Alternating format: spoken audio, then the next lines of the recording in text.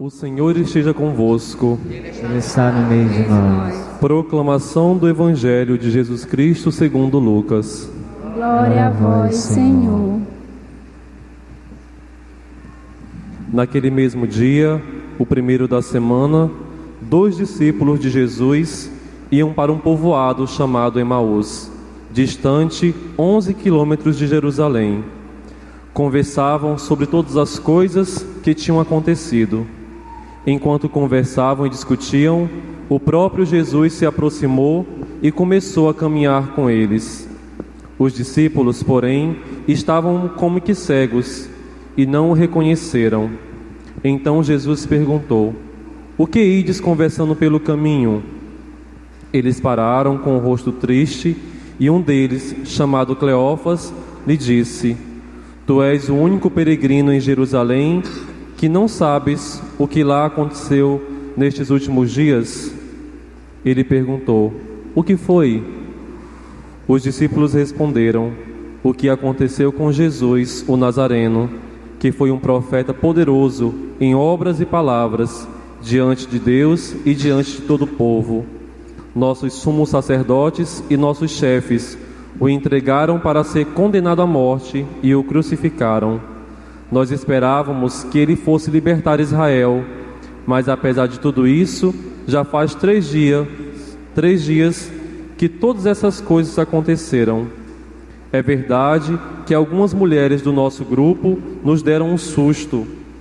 Elas foram de madrugada ao túmulo e não encontraram o corpo dele.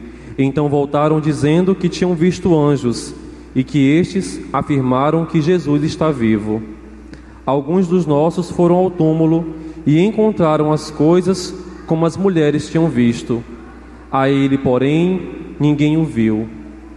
Então Jesus lhes disse: "Como sois sem inteligência e lentos, para crer em tudo o que os profetas falaram?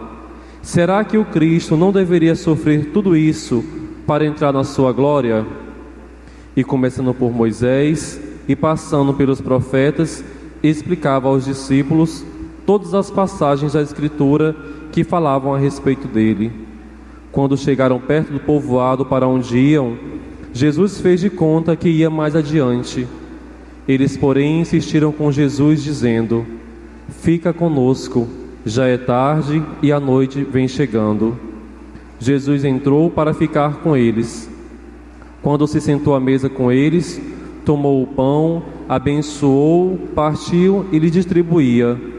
Nisso, os olhos dos discípulos se abriram e eles reconheceram Jesus. Jesus, porém, desapareceu da frente deles. Então um disse ao outro: "Não estava ardendo o nosso coração quando ele nos falava pelo caminho e nos explicava as Escrituras?" Naquela mesma hora, eles se levantaram e voltaram para Jerusalém, onde encontraram os 11 reunidos com os outros, e estes confirmaram: "Realmente o Senhor ressuscitou e apareceu a Simão." Então os dois contaram o que tinha acontecido no caminho e como tinham reconhecido Jesus no partir do pão. Palavra da salvação. Glória a vós, Senhor.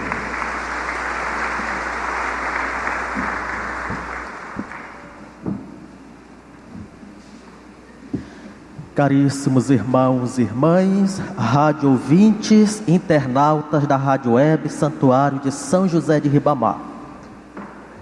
A primeira leitura de hoje nos apresenta o protótipo da pregação apostólica ou querigma, a pregação de Pedro no dia de Pentecostes. O importante neste querigma é o anúncio da ressurreição, como sinal de que Deus homologou a obra de Jesus e lhe deu razão contra todo mundo. O anúncio da ressurreição, aqui é tida como vitória sobre a morte. O núcleo do discurso de Pedro em Pentecoste é um anúncio querigmático. É o anúncio de pregação da ressurreição do Cristo que vive, que está no nosso meio. não só existem testemunhas humanas, existem também um testemunho de Deus mesmo, a própria Sagrada Escritura que acabamos de ouvir. O próprio Salmo, aplicado a Cristo, nos mostra como era original a prece de quem sabe que Deus não se entregará à morte. Mas em Cristo isso se verifica plenamente no nosso meio. Já que a segunda leitura de 1 Pedro, capítulo 1, versículo 17 a 21, continua a meditação da primeira carta de São Pedro, iniciada no segundo domingo da Páscoa, no domingo passado. E aqui Cristo é visto como aquele que nos conduz a Deus. A sua morte nos remiu de um obsoleto modo de viver, porque Ele, isto é, reconhecendo a validade de seu modo de viver, de morrer, chegamos a crer verdadeiramente em Deus, ou seja, conhecemos Deus verdadeiramente. Deus é aquele que ressuscitou Jesus, aquele que dá razão a Jesus, endossa a sua obra. Deste modo, o batismo, através do nosso batismo, somos chamados pelo nosso Deus, que se apresenta como sendo nosso Pai. Mas Ele é também o Santo, que nos chama à santidade, através do batismo. Também o sacrifício de Cristo, o Cordeiro Pascal, nos obriga no nosso dia a dia, na nossa caminhada, a essa mesma santidade. Estimados irmãos e irmãs, Jesus ressuscitou de fato e se tornou nosso companheiro na nossa caminhada missionária. O evangelho deste domingo de São Lucas, capítulo 24, versículo de 13 a 35, nos traz grandes acontecimentos. E aqui a sua finalidade principal é documentar uma vez mais a ressurreição de Jesus de Nazaré e mostrá-los vivo verdadeiramente, como uma pessoa inteira, como uma pessoa verdadeira, embora numa situação diferente e misteriosa. Cleofa, o seu companheiro de viagem, não era judeu. Por isso que aqui o evangelista São Lucas ressalta estes personagens para nos demonstrar que a salvação veio para todos.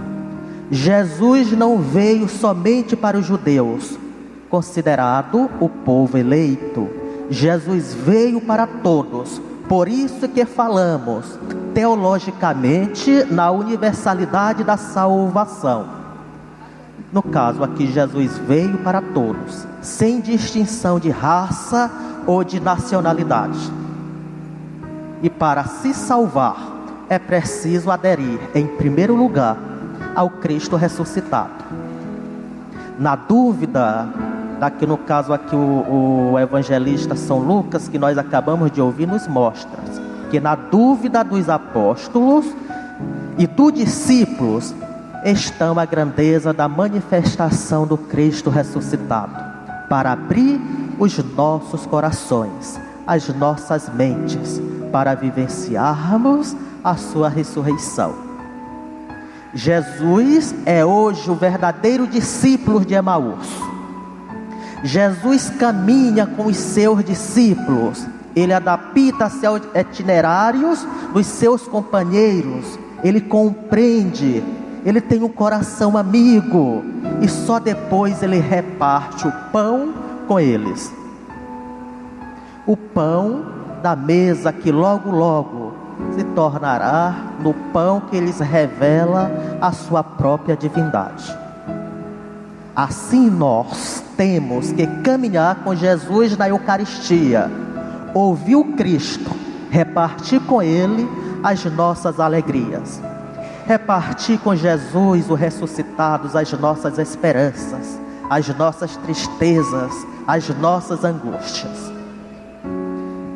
Jesus explica as Escrituras aos discípulos de Emaús e reparte o pão com eles. Hoje, o Cristo ressuscitado continua a repartir esse mesmo pão, continua a caminhar com cada um de nós. Quando partimos o pão da palavra que agora estamos ouvindo, quando repartimos o pão da Eucaristia, que daqui a pouco vamos nos alimentar, com os mesmos sentimentos com que Jesus o repartiu com os discípulos de Emaús, a nossa fé cresce. E no caso, a missa tem essa dimensão grande. A liturgia da palavra e a liturgia da Eucaristia, que nos é apresentada em cada missa, em cada celebração, devemos sempre beber dessas duas fontes, a fonte da palavra e a fonte da Eucaristia. Uma parte não existe sem a outra. Aqui forma uma unidade na missa. E depois de refletirmos os mistérios da criação e da salvação, somos chamados a comer o próprio Cristo como maná que desce do céu, para alimentar o nosso cotidiano, a nossa vida. Sejamos apaixonados pelo Cristo. No bom sentido, sejamos loucos pelo Cristo. Na fração da Eucaristia, a presença real em nossa vida. Comunhão de paixão, morte e ressurreição, para vivermos uma vida nova, uma vida pascal.